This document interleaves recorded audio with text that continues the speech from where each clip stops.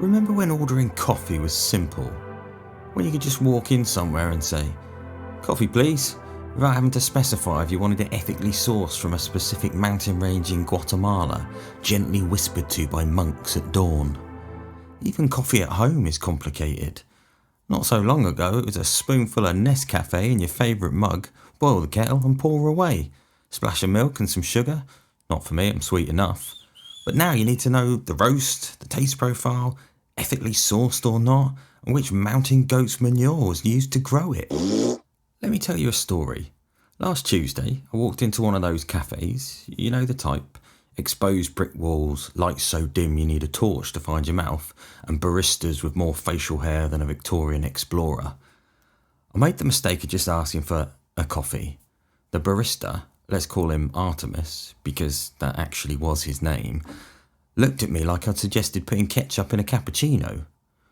Would Sir prefer our single origin Ethiopian medium roast, vacuum processed at dawn? Or perhaps our small batch Guatemalan blend, gently tickled by butterfly wings? Now don't get me wrong, I actually love coffee, like really love coffee. I drink it until I start physically shaking. And then I switch to decaf so I might actually get some sleep. And yes, I own multiple coffee making devices. 2 cafetières, a mocha pot, an espresso machine, and a Nespresso machine. Thanks, George Clooney. I'm basically running a coffee maker retirement home. But I like coffee. And I mean actual coffee. You know, the taste of the beans, ground down and mixed with hot water. If you're ordering coffee that's basically a liquid dessert, you know, with foamed oat milk, 3 pumps of caramel syrup, and enough chocolate sprinkles to fill a piñata, let's be honest, you don't actually like coffee. You like a milkshake that keeps you awake. Disagree? Comment below. But even with all the equipment I have, I'm still baffled by the water to coffee ratios people keep banging on about.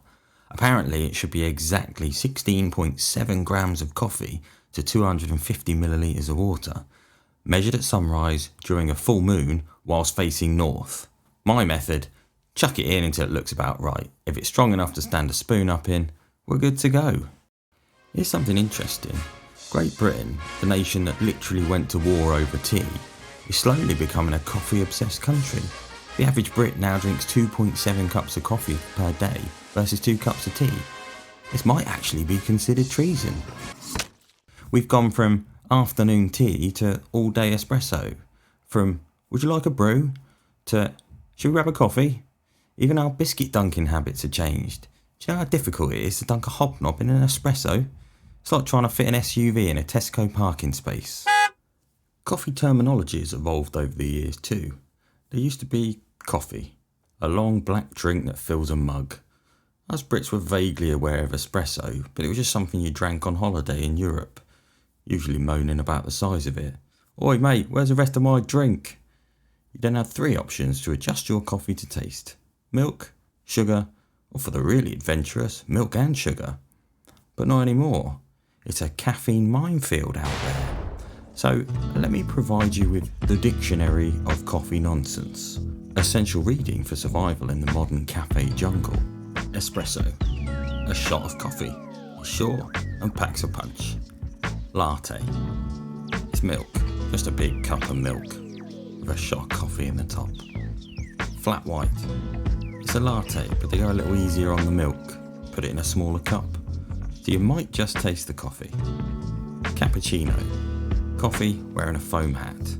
Italians will get very angry if you drink it at the wrong time of day. Often completed with a sprinkling of chocolate. We're in dessert territory here, unless you're Italian, and then it's breakfast. Cortado.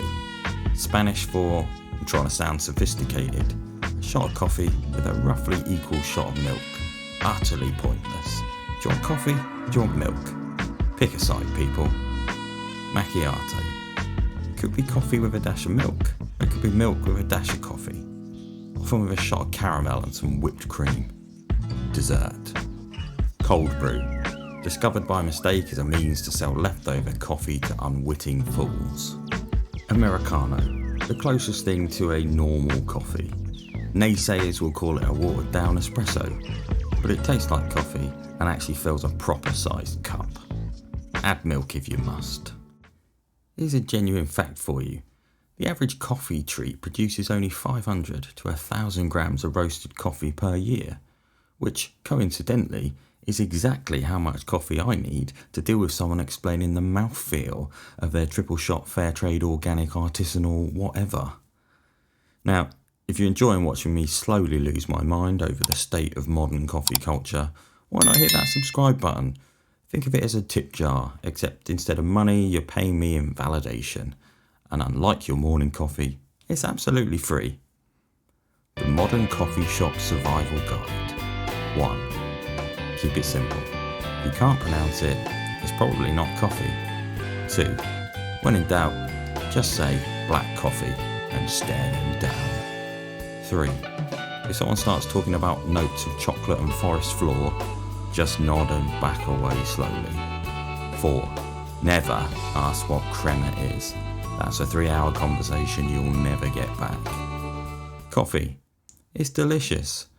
And who wants to face life without being heavily caffeinated?